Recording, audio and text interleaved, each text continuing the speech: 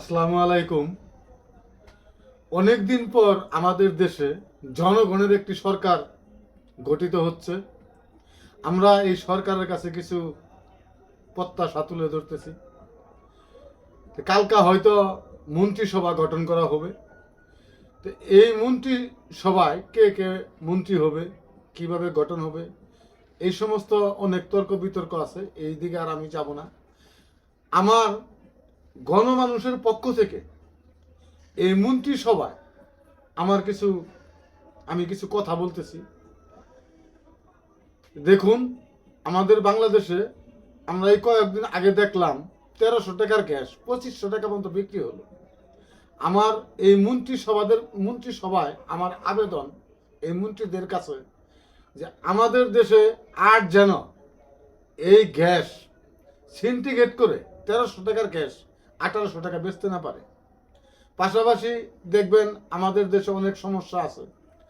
আমরা সাধারণ জনগণ যারা, আমাদের একটা এনআইডি কার্ড, যদি ভুলক্রমে কোনো সমস্যা হয়, আমাদের এই এনআইডি কার্ডটা সমাধান করতে গেলে ঘুরতে ঘুরতে আমাদের জান শেষ। আমাদের এই এনআইডি কার্ডটা যেন 72 ঘন্টার ভিতরে সমাধান হয়, এই সমস্ত কিছু দাবি আমাদের।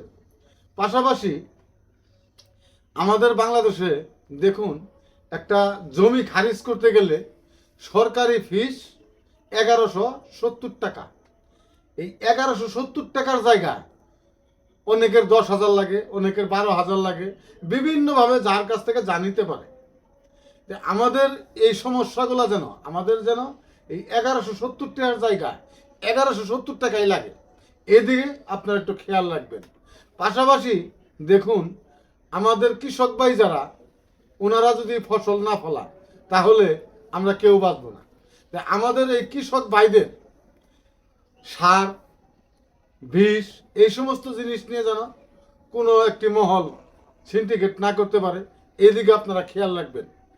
পাশাপাশি আমাদের দেশে নির্যাতিত মানুষ যারা, আর যেন কোনো মানুষ নির্যাতিত না হয়, আর যেন কোনো মানুষ মিথ্যা মামলায় হয়রানি না হয়।